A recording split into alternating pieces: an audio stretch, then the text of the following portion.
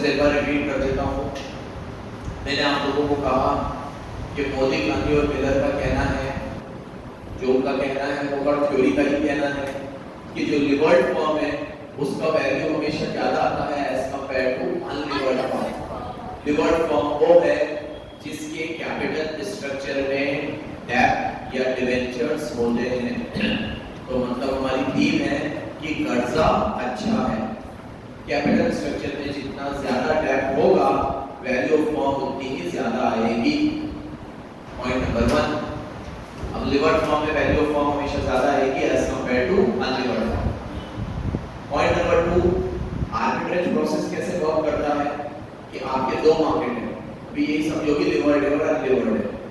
तो लिवर्ड फॉर्म में जो आपके शेयर्स है जिसका वैल्यू ऑफ फॉर्म ज्यादा है उसका वैल्यू ऑफ फॉर्म, उसमें जो आपकी होल्डिंग है वो आप बेच दो और किसके शेयर खरीद लो, अनलिवर्ड फॉर्म। तो उससे आर्बिट्रेज प्रोसेस वर्क करेगा। उससे आपके नेट रिटर्न में तो कोई फर्क नहीं पड़ेगा, लेकिन आपके कैश फ्लो में फर्क पड़ेगा।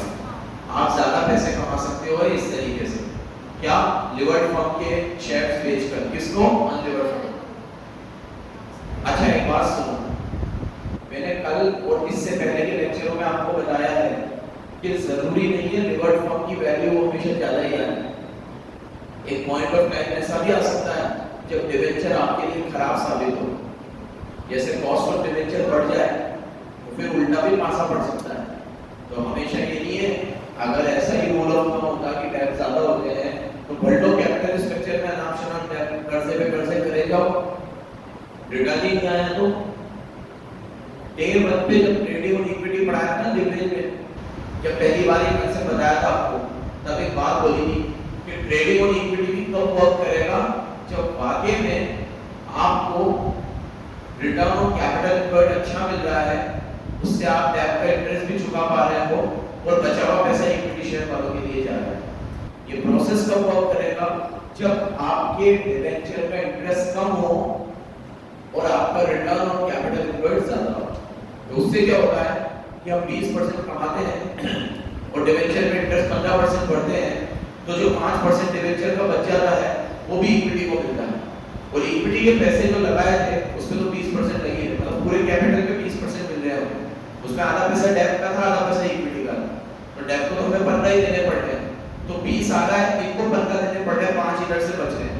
और इक्विटी के पैसे जहां लगाए थे वहां से तो पूरे 20 आ रहे हैं, वो भी 20 इक्विटी को मिल रहे हैं और इनके भी 5 इक्विटी को मिल रहे हैं। समझाइए ये बात, तो इनका 25 हो जाता है।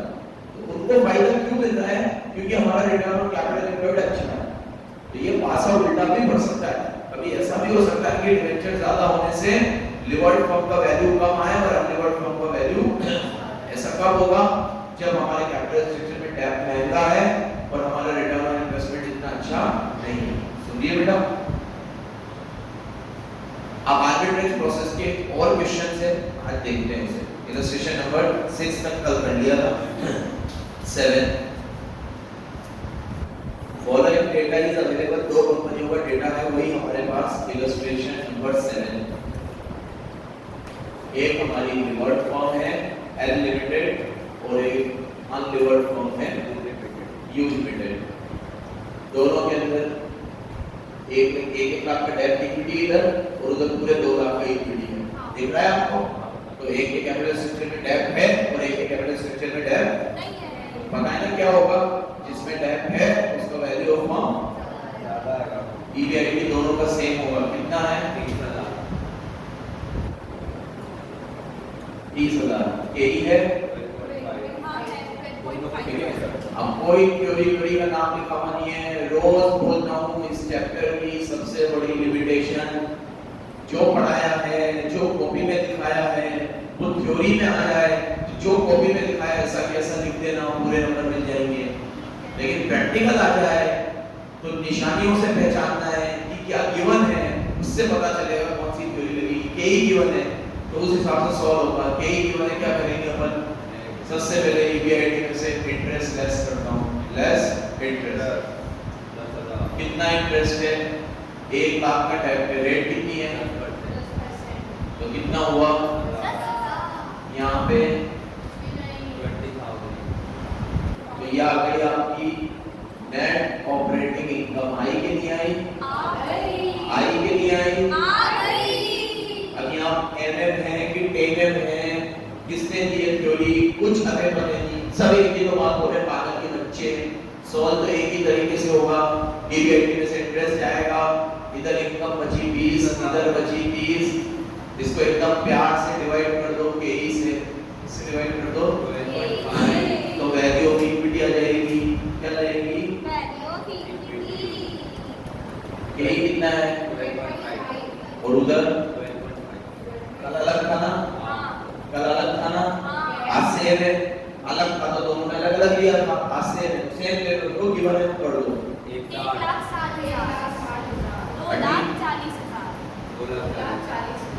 अब इधर देखो, इसमें ऐड होगा वैल्यू ऑफ डेट, क्या ऐड होगा?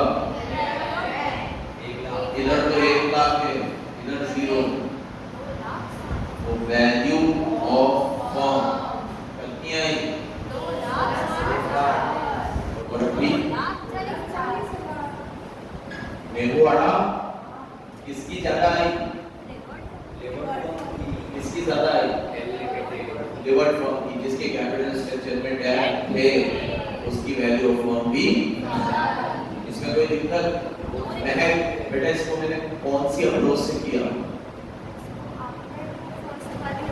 वेरी गुड, इसको मैंने फर्स्ट वाली से किया, नेट इनकम से किया। नेट इनकम और ट्रेडिशनल का भी एक ही था, नेट ऑपरेटिंग अलग है, नेट ऑपरेटिंग में केओई होती है। फिर मोदी लाने और मिलर में भी यही बात की गई, इसको एमएमबी बोल दो, किसी में कुछ फर्क नहीं है, बस थ्योरी के मैटर का फर्क है। थ्योरी में आए तो फिर बोलूंगा कॉपी में लिखा है वो लिखना, क्वेश्चन करते वक्त तो ये ऐसे ही सॉल्व होंगे। ये आ गया खत्म। अब आर्बिट्रेज प्रोसेस समझाता हूं, कल का आया क्वेश्चन, आज भी करते हैं। इसमें बोला है इसने एक इन्वेस्टर के पास 15% शेयर है लिवर्ड कंपनी के, calculate the increase in annual earning, उसकी एनुअल अर्निंग किस तरीके से बढ़ेगी? If he switch his holding from levered to unlevered, underline करो, ऐसा बोला है। उसकी एनुअल इनकम कैसे बढ़ेगी? मैं इसको दो तरीके से सॉल्व कराऊंगा बच्चों, एक तो कल वाले तरीके से और एक जो इसने पूछा है उस तरीके से। कल वाले तरीके से भी कराना जरूरी है। कल वाले तरीके से करके ये बताऊंगा कि इनकम तो सेम रहेगी, कैश फ्लो बढ़ जाएगा। फिर जो इसने पूछा है कैसे करो, पहले कल वाले तरीके से करवाता हूं, प्लीज बोर्ड पे देखना, प्लीज प्लीज एकदम कंसंट्रेशन से देखना। मेरे पास लिवर्ड फर्म के 15% इक्विटी शेयर्स थे और वो अब मैं बेच दूंगा, तो मेरी एग्जिस्टिंग होल्डिंग कितनी है? इशिता तू एकदम अच्छे से समझना, एग्जिस्टिंग होल्डिंग कितनी है? लिवर्ड फर्म ये है बच्चों, इसका वैल्यू ऑफ इक्विटी 160 है, तो मेरे पास 1,60,000 के 15% शेयर्स हैं। कितने शेयर्स हैं? अब आर्बिट्रेज प्रोसेसिंग कहता है कि परसेंटेज में होल्डिंग सेम करना, इधर अगर 15% बेच रहे हो तो उधर 15% खरीदना, लेकिन उधर 15% खरीदोगे तो उसके अंदर इक्विटी जो है वो डबल होगा, क्योंकि ये इक्विटी भी है डेट भी है। तो इसके 15% बेच के उसके 15% खरीद नहीं पाओगे, क्योंकि वहां पर पूरा इक्विटी है, यहाँ इक्विटी आता है।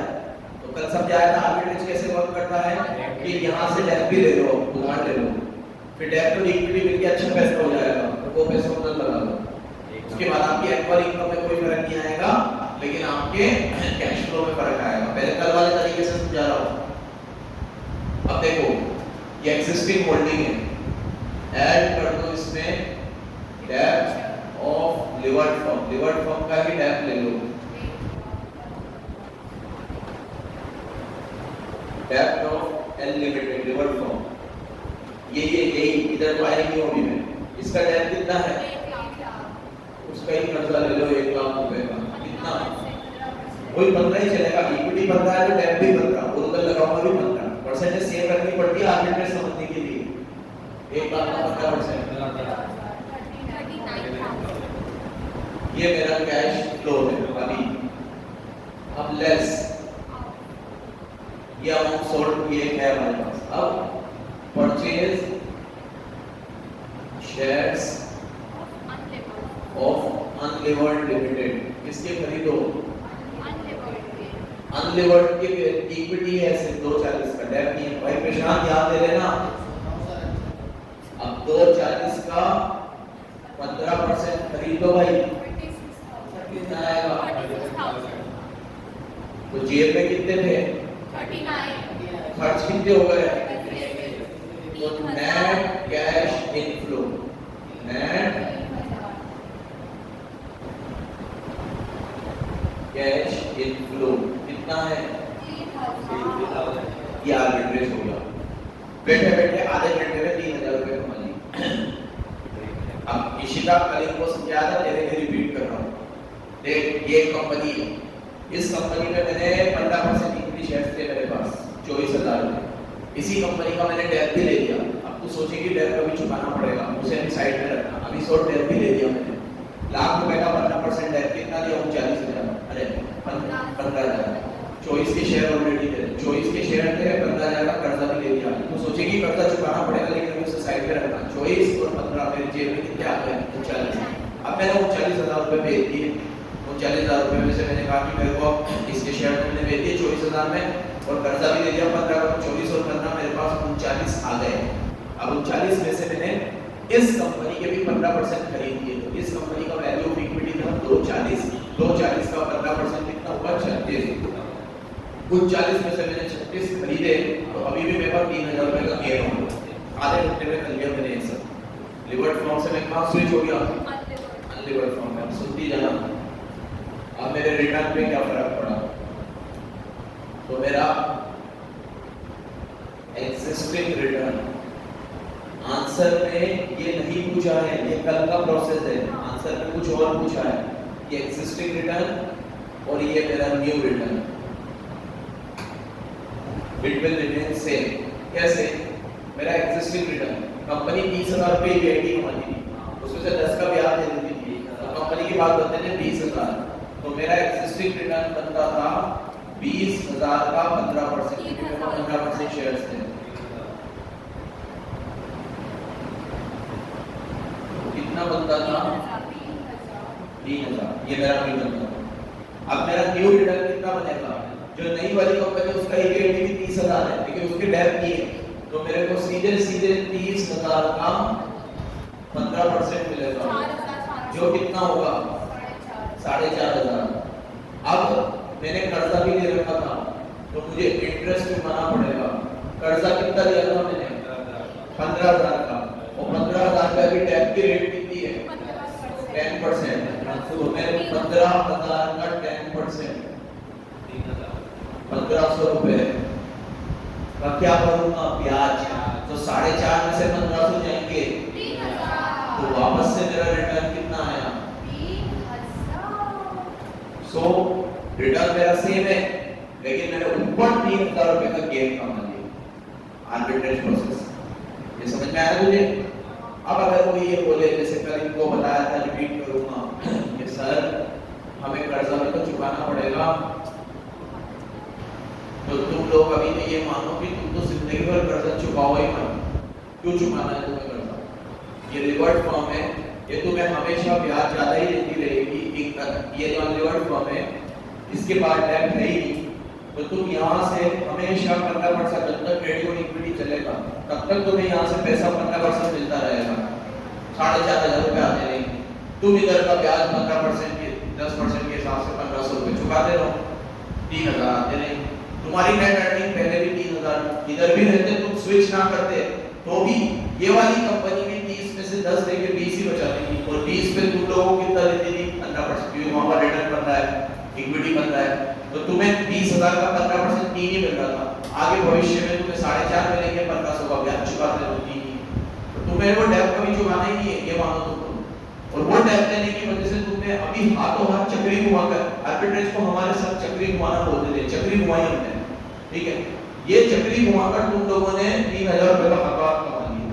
आजकल ये चक्री लोग क्रेडिट कार्ड में घुमाते हैं। ऐसे ही एक दो कंपनी के क्रेडिट कार्ड ले लो, इस क्रेडिट कार्ड से तुमने पेमेंट करी, 50 दिन के अंदर अंदर तुमको उसे चुकाना है, तो तुमने 50 दिन में चुकाना है। आज तुमने परचेसिंग कर ली, ठीक है? अब ये जो दूसरा वाला क्रेडिट कार्ड है, ठीक है, इससे तुमने इसका भर दिया बिल, ठीक है, 50 दिन के अंदर, ठीक है। फिर इसकी लिमिट वापस रिन्यू हो गई, इसकी लिमिट बढ़ गई, एक बार बिल भर देते तो क्रेडिट कार्ड की लिमिट बढ़ जाती है, फिर वो लिमिट से इसका बढ़ दिया, तो जो पहली बार तुमने ट्रांजैक्शन किया तो फ्री हो गया तुम्हारा। ये सब लोग करते हैं, क्रेडिट कार्ड यूज करने वाले लोग इस तरीके से करते हैं।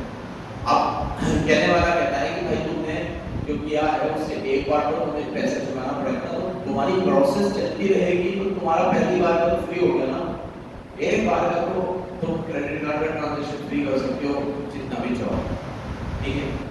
चलो खैर ये आर्बिट्रेज नहीं है तो हमकारी है। अगर तुम्हें ये नहीं पूछा है, अब जो पूछा है वो करवाता हूँ मैं तुम लोगों से। ये इसमें ये पूछा है कि आप अगर 39 में से 36 ना लगाते, पूरे 39 ही लगा देते, तो आपका नेट गेन क्या होगा? तो फिर आप ये 3000 का गेन नहीं कमा पाते, लेकिन फिर आप भविष्य में अपनी एनुअल रिटर्न को बढ़ा दें। तो फिर मेरा क्वेश्चन कैसे सॉल्व होगा? इसका तो आप फोटो ले लेना और अगले पेज पे पार्ट 2 आर्बिट्रेज प्रोसेस से मैं नेट गेन की तक पहुंचा। देखो पहले वापस कर रहा हूं उसको पूरा सॉल्व। क्या बोला है इसने कि if his switch is holding from levered to unlevered, so net increase in annual income, तो हमारी एनुअल इनकम में कितना इंक्रीज होगा? Net increase in annual income due to arbitrage. अभी मेरी एनुअल इनकम में कोई गेन हुआ था क्या प्रशांत? अभी मेरी एनुअल इनकम में कोई गेन हुआ था? एनुअल इनकम में कोई गेन हुआ था, समझो आपने जो पढ़ा था उससे एनुअल इनकम में गेन हुआ। अभी क्यों हुआ था एनुअल इनकम में गेन? अभी तो क्या हुआ था, सिर्फ कैश फ्लो बढ़ा था मेरा। जब मैंने ये शेयर परचेज किया था तो मेरा कैश फ्लो बढ़ा था, मेरी एनुअल इनकम में कोई गेन। अब एनुअल इनकम में भी गेन होगा। देखो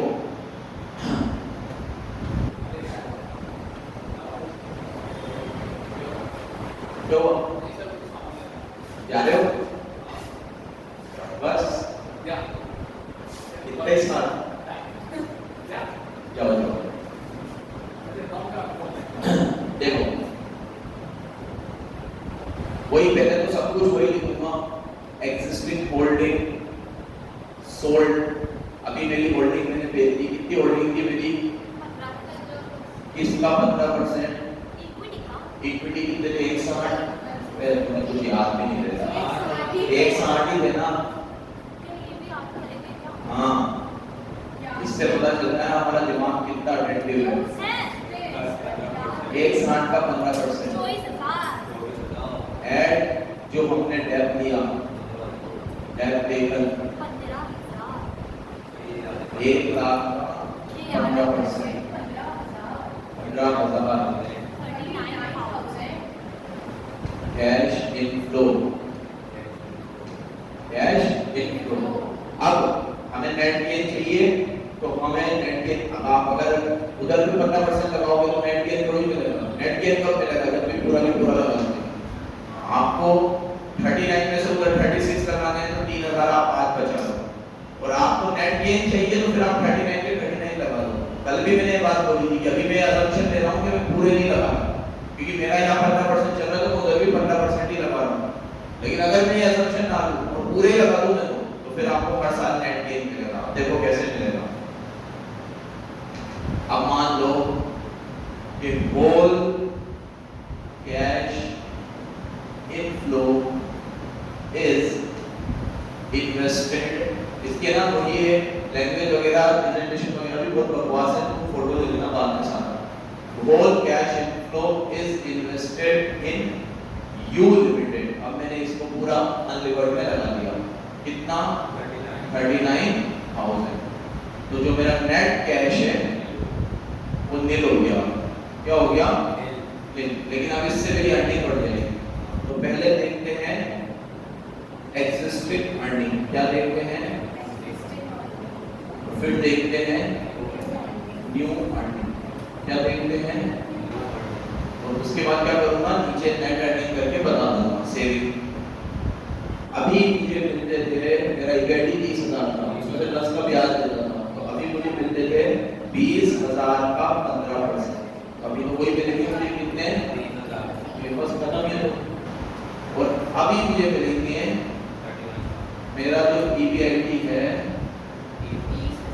30 है, तो मुझे 30 का 15% मिलेगा कितना? नहीं नहीं नहीं, ऐसे थोड़ी होगा। ऐसे होगा कि अभी मैंने 39 लगाए हैं, तो मुझे देखना पड़ेगा कि मेरा इस कंपनी में परसेंटेज ऑफ होल्डिंग कितना है। देखो नहीं देखो, पहले मैं देखता हूँ परसेंटेज ऑफ होल्डिंग, क्योंकि पहले मैं इधर से 15 निकाल के उधर भी 15 ही लगा रहा था। आपको उधर 15 थोड़ी लगा रहा हूँ, आपको मैं पूरे 39 ही लगा रहा हूँ। तो 39 कितना होगा? तो 39,000 डिवाइड बाय 240 नहीं, तो मुझे समझ में आ रहा है? हाँ काम होगी, सही है। तो आपका जो टोटल है 240 into 100, अभी मेरी होल्डिंग कितनी है? ऐसे ही होगा ना, पहले 15% लगाया था तो 36 आएगा, 240 का 15% 36 था, अभी 36 थोड़ी लगाया, पूरे 39 ही लगा दिया मैंने। अभी मेरी होल्डिंग कितनी है? 16.5। तो अब मेरा EBIT में शेयर, EBIT सॉरी ऐसे कर लो, शेयर इन EBIT। आपका इनकम 30,000 है, अभी चल तो रहा है ना, अभी मेरी इनकम 30,000 है ना। ब्याज देना नहीं, अनलिमिटेड इधर ब्याज नहीं देना, तो 30,000 का मुझे मिलेगा 16.5%। दे दे 4875, और लेस मुझे ब्याज देना पड़ेगा, इंटरेस्ट तो उतना ही देना है मुझे। 10,000 रुपए का लोन लिया था मैंने,